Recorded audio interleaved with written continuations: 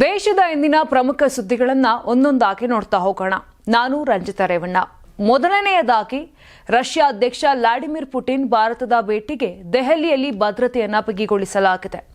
ರಾಷ್ಟ್ರ ರಾಜಧಾನಿಯಲ್ಲಿ 5 ಹಂತಗಳ ಸೆಕ್ಯೂರಿಟಿ ಜಾರಿಯಾಗಿದೆ. ರಷ್ಯಾದ ಅಧ್ಯಕ್ಷೀಯ ಭದ್ರತಾ ದಳದಿಂದ ತರಬೇತಿ ಪಡೆದಂತ ಸಿಬ್ಬಂದಿ ಭಾರತದ ಎನ್ಎಸ್ಜಿ ಕಮಾಂಡೋಗಳು, ಸ್ನೈಪರ್ಗಳು, ಜಾಮರ್ಗಳು, ಡ್ರೋನ್ಗಳು ಹಾಗೂ ಎಐ ಆಧಾರಿತ ಮುಖ ಗುರುತು ಪತ್ತೆ ವ್ಯವಸ್ಥೆ ಸೇರಿದಂತೆ ಹಲವು ಮಟ್ಟದ ಭದ್ರತಾ ಕ್ರಮಗಳನ್ನು ಅಳವಡಿಸಲಾಗಿದೆ. ಪುಟಿನ್ ಅವರ ಭದ್ರತೆಯನ್ನು ರಷ್ಯಾ ತಂಡವೇ ನೇರವಾಗಿ ನಿರ್ವಹಿಸುತ್ತಿದ್ದು, ಮೋದಿ ಪುಟಿನ್ ಭೇಟಿ ಸಂದರ್ಭದಲ್ಲಿ ಭಾರತೀಯ ಎನ್ಎಸ್ಜಿ ಕಮಾಂಡೋಗಳು ಸಹ ಸೇರಲಿದ್ದಾರೆ. ಪುಟಿನ್ ಅವರು ಪ್ರಧಾನಿ ನರೇಂದ್ರ ಮೋದಿ ಆಹ್ವಾನದ ಮೇರೆಗೆ ಭಾರತ ರಷ್ಯಾ ವಾರ್ಷಿಕ ಶೃಂಗಸಭೆಯಲ್ಲಿ ಭಾಗವಹಿಸಲು ನಾಳೆ ಸಂಜೆ ದೆಹಲಿಗೆ ಆಗಮಿಸಲಿದ್ದಾರೆ. ರಾಷ್ಟ್ರ ರಾಜಧಾನಿ ದೆಹಲಿಯಲ್ಲಿ ಇವತ್ತು ಡ್ರಾಮಾವೇ ನಡೆದಿದೆ. ಯಾಕೆ ಗೊತ್ತಾ? ಇನ್ನು ದೆಹಲಿಯಲ್ಲಿ ತೀವ್ರ ವಾಯುಮಾಲಿನ್ಯ ಬಿಕ್ಕಟ್ಟಿನ ವಿರುದ್ಧ ಕಾಂಗ್ರೆಸ್ ಸಂಸದ ಇಮ್ರಾನ್ ಮಸೂದ್ ಆಮ್ಲಜನಕ ಸಿಲಿಂಡರ್ ಹಿಡಿದು ಸಂಸತ್ ಭವನಕ್ಕೆ ಆಗಮಿಸಿ ನಾಟಕೀಯ ಪ್ರತಿಭಟನೆಯನ್ನ ನಡೆಸಿದ್ರು. ಮಾಧ್ಯಮಗಳೊಂದಿಗೆ ಮಾತನಾಡಿದಂತ ಅವರು, ಪ್ರಧಾನಿಯೇ ಮಾಲಿನ್ಯದಿಂದ ಹೆಚ್ಚು ಪೀಡಿತ ರಾಜ್ಯಗಳ ಮುಖ್ಯಮಂತ್ರಿಗಳ ಸಮಿತಿಯನ್ನು ರಚಿಸಬೇಕು ಅಂತ ಆಗ್ರಹಿಸಿದ್ರು. ಈ ಪ್ರತಿಭಟನೆ ಕಾಂಗ್ರೆಸ್ ಸಂಸದೀಯ ಪಕ್ಷದ ಅಧ್ಯಕ್ಷೆ ಸೋನಿಯಾ ಗಾಂಧಿಯ ಹೇಳಿಕೆಗೆ ಬೆಂಬಲ. ಅವರು ವಾಯುಮಾಲಿನ್ಯವನ್ನ ಸ್ಲೋ ಮೋಷನ್ ದುರಂತ ಅಂತ ಹೇಳಿ ಪ್ರತಿ ವರ್ಷ 34,000 ಜೀವಗಳನ್ನು ಕಸಿದುಕೊಳ್ಳುತ್ತದೆ ಅಂತ ಎಚ್ಚರಿಕೆಯನ್ನ ಕೊಟ್ಟಿದ್ರು. ಇದೇ ಸಂದರ್ಭದಲ್ಲಿ ದೆಹಲಿ ಸರ್ಕಾರವು ಡಿಡಿಎಂಎ ಹಾಗೂ ಎಂಸಿಡಿ ಸೇರಿದಂತೆ ಹಲವು ಏಜೆನ್ಸಿಗಳೊಂದಿಗೆ ತುರ್ತು ಸಭೆ ಕರೆದಿದ್ದು, ತಕ್ಷಣದ ಕ್ರಮ ರೂಪಣೆ ಕುರಿತು ಚರ್ಚೆ ಕೂಡ ನಡೆದಿದೆ. ಆದರೆ ಜಂತರ್ ಮಂತರ್ನಲ್ಲಿ ಪ್ರತಿಭಟಿಸಿದ್ದ ನಾಗರಿಕರು ಸರ್ಕಾರದಿಂದ ವೇಗವಾದ ಹಾಗೂ ದೃಢ ನಿರ್ಧಾರ ಬೇಕೆಂದು ಒತ್ತಾಯಿಸಿದ್ದಾರೆ. ಚುನಾವಣಾ ಬಾಂಡ್ಗಳನ್ನ ದೇಶದಲ್ಲಿ ರದ್ದುಗೊಂಡ ಬಳಿಕ ರಾಜಕೀಯ ಪಕ್ಷಗಳಿಗೆ ದೇಣಿಗೆ ಹರಿವು ಕುಂಠಿತವಾಗಬಹುದು ಎಂಬ ನಿರೀಕ್ಷೆ ಇತ್ತು. ಆದರೆ ರಾಜಕೀಯ ಪಕ್ಷಗಳ ಹಣಕಾಸು ಮೂಲಗಳು ಖಾಲಿಯಾಗದಂತೆ ಭಾರತೀಯ ಕಾರ್ಪೊರೇಟ್ ಜಗತ್ತು ನೋಡಿಕೊಂಡಿದೆ. ಹೌದು, ಚುನಾವಣಾ ಆಯೋಗವು ಪ್ರಕಟಿಸಿರುವಂತಹ 2024-25ರ ಚುನಾವಣಾ ಟ್ರಸ್ಟ್ಗಳ ದೇಣಿಗೆ ವರದಿ ಪರಿಶೀಲಿಸಿದಾಗ ಅದರಲ್ಲಿ ಸಿಂಹಪಾಲು ಮೊತ್ತ ಭಾರತೀಯ ಜನತಾ ಪಕ್ಷ ಪಾಲಾಗಿರುವುದು ಬಹಿರಂಗವಾಗಿದೆ.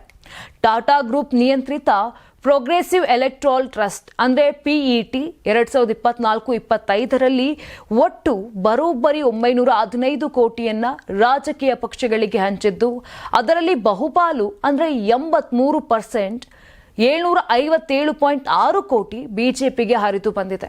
ಕಾಂಗ್ರೆಸ್ಗೆ ಪಿಇಟಿ ಕೇವಲ 77.3 ಕೋಟಿ ಅಂದರೆ ನೋಡೋದಾದ್ರೆ 8.4% ಅಷ್ಟೇ ದೇಣಿಗೆಯನ್ನ ನೀಡಿದೆ. ಇನ್ನು ಬಿಜೆಪಿಗೆ ದಾಖಲೆಯ ಅತ್ಯಂತ ದೊಡ್ಡ ದೇಣಿಗೆಯನ್ನ ನೀಡುತ್ತಿರುವ ಪ್ರುಡೆಂಟ್ ಎಲೆಕ್ಟ್ರೋ ಟ್ರಸ್ಟ್ ವರದಿ ಪ್ರಕಟವಾಗಿಲ್ಲ. ಅದು ಹೊರಬಂದ ಬಳಿಕ ಬಿಜೆಪಿ ದೇಣಿಗೆ ಮೊತ್ತ ಇನ್ನಷ್ಟು ಏರಿಕೆ ಕಾಣುವುದು ಖಚಿತವಾಗಿದೆ. ಪ್ರಧಾನಿ ನರೇಂದ್ರ ಮೋದಿ ಮೊದಲ ಬಾರಿಗೆ ಪ್ರಧಾನಿ ಅಭ್ಯರ್ಥಿಯಾದಾಗ ಚಾಯ್ವಾಲಾ ಎಂದು ಕೈ ಸುಟ್ಟಿಕೊಂಡಿರುವ ಕಾಂಗ್ರೆಸ್ ಬಳಿಕ ಹಲವು ಬಾರಿ ಮೋದಿಯನ್ನ ಅಣಕಿಸಿದೆ. ಇದೀಗ ಮತ್ತೆ ಚಾಯ್ವಾಲಾ ಮೋದಿ ಎಂದು ಆರ್ಟಿಫಿಷಿಯಲ್ ಇಂಟೆಲಿಜೆನ್ಸ್ ವಿಡಿಯೋ ಪೋಸ್ಟ್ ಮಾಡಿರುವ ಕಾಂಗ್ರೆಸ್ ಪ್ರಧಾನಿ ಮೋದಿಯನ್ನ ಅವಮಾನಿಸಿದೆ.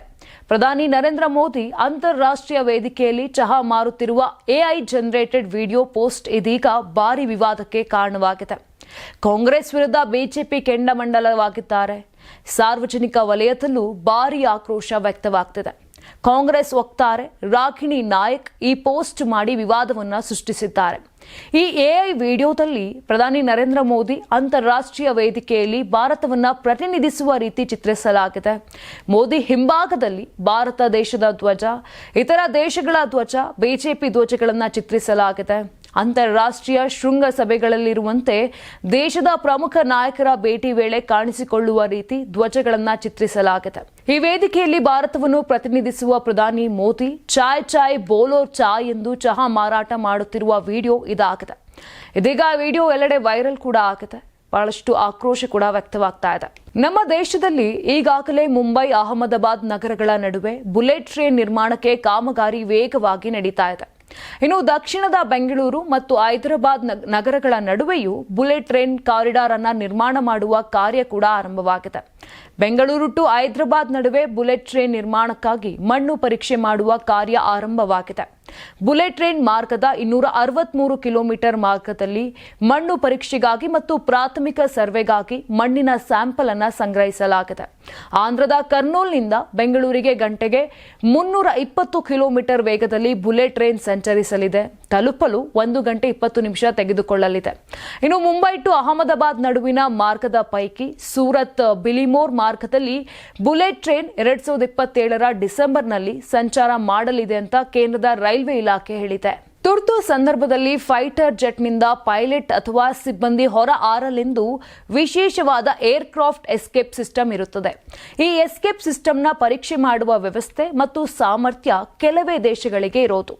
ಈ 4-5 ದೇಶಗಳ ಸಾಲಿಗೆ ಭಾರತವು ಸೇರ್ಪಡೆಯಾಗಿದೆ. ಇಂದು ಫೈಟರ್ ಜೆಟ್ನ ಎಸ್ಕೇಪ್ ಸಿಸ್ಟಮ್ ಅನ್ನ ಹೈಸ್ಪೀಡ್ ರಾಕೆಟ್ ಸ್ಲೆಡ್ ಮೂಲಕ ಪರೀಕ್ಷೆಯನ್ನ ಮಾಡಲಾಯಿತು. DRDO ನಡೆಸಿದ ಈ ಮಹತ್ವದ ಪರೀಕ್ಷೆ ಯಶಸ್ವಿಯಾಗಿದೆ. ಏರ್ಕ್ರಾಫ್ಟ್ ಎಸ್ಕೇಪ್ ಸಿಸ್ಟಮ್ ಅನ್ನ ಗಂಟೆಗೆ 800 ಕಿಲೋಮೀಟರ್ ವೇಗದಲ್ಲಿ ಹಳಿಗಳ ಮೇಲೆ ಚಲಾಯಿಸುವಂತೆ ನೋಡಿಕೊಳ್ಳಲಾಯಿತು. ಈ ಬಾರಿ ವೇಗ ನಡುವೆ ಏರ್ಕ್ರಾಫ್ಟ್ ಕ್ಯಾನೋಪಿ ಬೇರ್ಪಡುವುದು, ನಂತರ ಎಜೆಕ್ಟ್ ಮಾಡುವುದು ಹಾಗೂ ಪ್ಯಾರಾಚೂಟ್ ಮೂಲಕ ಸಿಬ್ಬಂದಿ ಸುರಕ್ಷಿತವಾಗಿ ಇಳಿಯುವುದು ಇವೆಲ್ಲ ಕಾರ್ಯಗಳು ಯಶಸ್ವಿಯಾಗಿ ನಡೆದವು. ಚುನಾವಣೆಯಲ್ಲಿ ಸ್ಪರ್ಧೆಯನ್ನ ಮಾಡಲು ಅಮೆರಿಕದಿಂದ ಲೇಡಿ ಬಂದಿದ್ದಾರೆ. ಏನಪ್ಪಾ ಇದು ಅಂತೀರಾ? ತೆಲಂಗಾಣದಲ್ಲಿ ಗ್ರಾಮ ಪಂಚಾಯತ್ ಚುನಾವಣೆಗಳು ಸಾಮಾನ್ಯವಾದ ವಿಷಯಗಳಲ್ಲ. 3 ಹಂತಗಳಲ್ಲಿ ನಡೆಯುತ್ತಿರುವ ಈ ಸರ್ಪಂಚ್ ಚುನಾವಣೆಗಳ ರಣರಂಗದಲ್ಲಿ ಹಲವು ವಿಶೇಷತೆಗಳು ನಡೆಯುತ್ತಿವೆ. ವೈಯಕ್ತಿಕ ಮತ್ತು ಕೌಟುಂಬಿಕ ಕಾರಣಗಳಿಂದ ವಿದೇಶಕ್ಕೆ ಹೋಗಿದ್ದವರು ಈಗ ತಮ್ಮ ಲಗೇಜ್ ಪ್ಯಾಕ್ ಮಾಡಿ ತಮ್ಮ ಊರುಗಳಿಗೆ ಮರಳುತ್ತಿದ್ದಾರೆ. ನಾಗರ್ ಕರ್ನೂಲ್ ಜಿಲ್ಲೆಯ ಬಿಜೆಪಿ ನೆಪ್ಪಲ್ಲಿ ಮಂಡಲದಲ್ಲಿ ನಡೆದಂತ ಸರ್ಪಂಚ್ ಚುನಾವಣೆಯ ಸಂದರ್ಭದಲ್ಲಿ ಒಂದು ಕುತೂಹಲಕಾರಿ ಬೆಳವಣಿಗೆ ಸಂಭವಿಸಿದೆ. ಲಟ್ಟುಪಲ್ಲಿ ಗ್ರಾಮ ಪಂಚಾಯತ್ನ ಸರ್ಪಂಚ್ ಅಭ್ಯರ್ಥಿಯಾಗಿ ಸ್ಪರ್ಧಿಸಲು ಅಮೆರಿಕದಿಂದ ಮಹಿಳೆಯೊಬ್ಬರು ಇದ್ದಕ್ಕಿದ್ದಂತೆ ಬಂದು ನಾಮಪತ್ರ ಸಲ್ಲಿಕೆಯನ್ನ ಮಾಡಿದ್ದಾರೆ. ಬಹಳ ವರ್ಷಗಳ ನಂತರ ಇಲ್ಲಿನ ಸರ್ಪಂಚ್ ಹುದ್ದೆಯನ್ನ ಸಾಮಾನ್ಯ ಮಹಿಳೆಗೆ ಮೀಸಲಿಡಲಾಗಿದೆ. ಇದರೊಂದಿಗೆ ಎಲ್ಲಾ ಪಕ್ಷಗಳು ಸರ್ಪಂಚ್ ಹುದ್ದೆಯನ್ನ ಪಡೆಯಲು ತೀವ್ರವಾಗಿ ಸ್ಪರ್ಧೆಯನ್ನ ಮಾಡ್ತಿವೆ. ಈ ಕ್ರಮದಲ್ಲಿ ಈ ಗ್ರಾಮದ ಶ್ರೀನಿವಾಸ್ ರೆಡ್ಡಿ ಅವರ ಪತ್ನಿ ನಂದಿನಿ ಚುನಾವಣೆಯಲ್ಲಿ ಸ್ಪರ್ಧಿಸಲು ಸಿದ್ಧರಾಗಿದ್ದಾರೆ. ಸುಪ್ರೀಂ ಕೋರ್ಟ್ 9 ತಿಂಗಳ ಗರ್ಭಿಣಿ ಸೋನಾಲಿ ಖಾತೂನ್ ಮತ್ತು ಆಕೆಯ 8 ವರ್ಷದ ಮಗುವನ್ನು ಬಾಂಗ್ಲಾದೇಶದಿಂದ ಭಾರತಕ್ಕೆ ಕರೆತರಲು ಕೇಂದ್ರ ಸರ್ಕಾರಕ್ಕೆ ನಿರ್ದೇಶನ ನೀಡಿದೆ. ಮಾನವೀಯ ನೆರವು ಆಧಾರದ ಮೇಲೆ ಕುಟುಂಬವನ್ನ ಮರಳಿ ತರಲು ಕೇಂದ್ರವು ನ್ಯಾಯಾಲಯಕ್ಕೆ ಭರವಸೆಯನ್ನ ನೀಡಿದೆ. ನ್ಯಾಯಾಲಯವು ಸೋನಾಲಿಯ ಗರ್ಭಾವಸ್ಥೆಯನ್ನ ಪರಿಗಣಿಸಿ ಉಚಿತ ವೈದ್ಯಕೀಯ ಚಿಕಿತ್ಸೆ ಮತ್ತು ಮಗುವಿನ ಆರೈಕೆಯನ್ನ ಸರ್ಕಾರ ಖಚಿತಪಡಿಸಬೇಕು ಎಂಬ ಸೂಚನೆಯನ್ನ ನೀಡಿದೆ. ನ್ಯಾಯಮೂರ್ತಿಗಳಾಗಿರುವಂತಹ ಜೋಯ್ಮಾಲ್ ಬಾಗ್ಚಿ ಸೋನಾಲಿ ಅವರು ಭಾರತೀಯ ಪ್ರಜೆಯಾದ ಬೋಡೋ ಶೇಖ್ ಅವರ ಮಗಳು ಎಂದು ಹೇಳಿಕೊಂಡಿರೋದ್ರಿಂದ ಅವರು ಹಾಗೂ ಅವರ ಮಕ್ಕಳು ಪೌರತ್ವ ಕಾಯ್ದೆಯಡಿ ಭಾರತೀಯರಾಗಬಹುದೆಂದು ಸೂಚಿಸಿದರು. ಮುಖ್ಯ ನ್ಯಾಯಮೂರ್ತಿ ಸೂರ್ಯಕಾಂತ್ ನೇತೃತ್ವದ ಪೀಠವು ಸರ್ಕಾರ ಕೆಲವೊಮ್ಮೆ ಮಾನವೀಯ ಹಿತಾಸಕ್ತಿಯಲ್ಲಿ ಭಾಗಿಯಾಗಬೇಕು ಅಂತ ಹೇಳಿ ತವರು ವಾಪಸ್ಸಿನ ವೇಳೆ ಅಗತ್ಯ ಸೌಲಭ್ಯಗಳನ್ನು ಒದಗಿಸಲು ಕೇಂದ್ರಕ್ಕೆ ಹೇಳಿದೆ. ಪಾಕಿಸ್ತಾನದ ಗುಪ್ತಚರ ಸಂಸ್ಥೆ ISIಗೆ ಬೇಹುಗಾರಿಕೆ ಮತ್ತು ಮಾಹಿತಿ ರವಾನಿಸಿದ ಆರೋಪದ ಮೇಲೆ ಗುರುಗ್ರಾಮದ ವಕೀಲನನ್ನ ಬಂಧಿಸಲಾಗಿದೆ. ಬಂಧಿಸಲಾಗಿರುವ ವಕೀಲ 2 ಬ್ಯಾಂಕ್ ಖಾತೆಗಳನ್ನು ಹೊಂದಿದ್ದ ಮತ್ತು ಹಣ ಪಡೆಯಲು 7 ಬಾರಿ ಅಮೃತಸರಕ್ಕೆ ಭೇಟಿ ನೀಡಿದ್ದ ಅಂತ ಸ್ನೇಹಿತ ಮುಷರಫ್ ಅಲಿಯಾಸ್ ಪರ್ವೇಜ್ ಪೊಲೀಸರಿಗೆ ತಿಳಿಸಿದ್ದಾರೆ.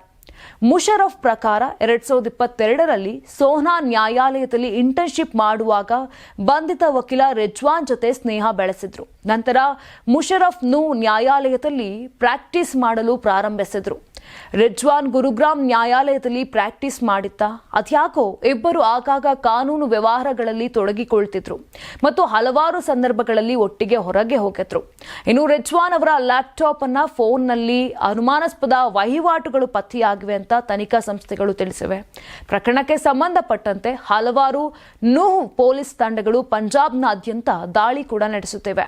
ಹೊಂಬಾಳೆ ಫಿಲ್ಮ್ಸ್ ನಿರ್ಮಾಣದ ಮಹಾವತಾರ ನರಸಿಂಹ ಸಿನಿಮಾ 2025ರಲ್ಲಿ ಸೂಪರ್ ಹಿಟ್ ಆಗಿದೆ. 300 ಕೋಟಿ ರೂಪಾಯಿಗೂ ಅಧಿಕ ಕಲೆಕ್ಷನ್ ಮಾಡಿದ ಭಾರತದ ಮೊದಲ ಆನಿಮೇಟೆಡ್ ಸಿನಿಮಾ ಎಂಬ ಖ್ಯಾತಿ ಈ ಚಿತ್ರಕ್ಕಿದೆ. 2026ರ ಆಸ್ಕರ್ ಪ್ರಶಸ್ತಿ ಸ್ಪರ್ಧೆಯಲ್ಲಿ ಪೈಪೋಟಿ ನೀಡಲು ಈ ಸಿನಿಮಾ ಅರ್ಹತೆ ಪಡೆದಿರುವ ಸುದ್ದಿ ಇತ್ತೀಚೆಗಷ್ಟೇ ಕೇಳಿಬಂದಿತ್ತು. ಈಗ ಇನ್ನೊಂದು ಅಚ್ಚರಿಯ ವಿಷಯ ತಿಳಿದುಕೊಂಡಿದೆ. ಪಾಕಿಸ್ತಾನದಲ್ಲಿ ಕೂಡ ಮಹಾವತಾರ ನರಸಿಂಹ ಸಿನಿಮಾ ಪ್ರದರ್ಶನ ಕಂಡಿದೆ. ಹೌದು, ಪಾಕಿಸ್ತಾನದಲ್ಲಿರುವಂತಹ ಹಿಂದೂಗಳು ಈ ಸಿನಿಮಾವನ್ನ ನೋಡಿ ಖುಷಿ ಪಟ್ಟಿದ್ದಾರೆ. ಭಕ್ತ ಪ್ರಹ್ಲಾದನ ಕಥೆಯನ್ನ ಇಟ್ಕೊಂಡು ಮಹಾವತಾರ ನರಸಿಂಹ ಸಿನಿಮಾವನ್ನ ಮಾಡಲಾಗಿದೆ. ಭಾರತದಲ್ಲಿ ವಿವಿಧ ಭಾಷೆಗಳಲ್ಲಿ ಬಿಡುಗಡೆಯಾದ ಈ ಸಿನಿಮಾವನ್ನ ಪ್ರೇಕ್ಷಕರು ಮೆಚ್ಚಿಕೊಂಡಿದ್ದಾರೆ. ಬಳಿಕ OTTಯಲ್ಲಿ ಕೂಡ ಬಿಡುಗಡೆಯಾಗಿ ಧೂಳೆಬ್ಬಿಸಿತ್ತು. ಈಗ ಪಾಕಿಸ್ತಾನದಲ್ಲಿ ಸಹ ಈ ಸಿನಿಮಾವನ್ನ ಪ್ರದರ್ಶನ ಮಾಡಲಾಗಿದೆ, ಅದು ಕೂಡ ದೇವಸ್ಥಾನದಲ್ಲಿ ಎಂಬುದು ವಿಶೇಷವಾಗಿದೆ.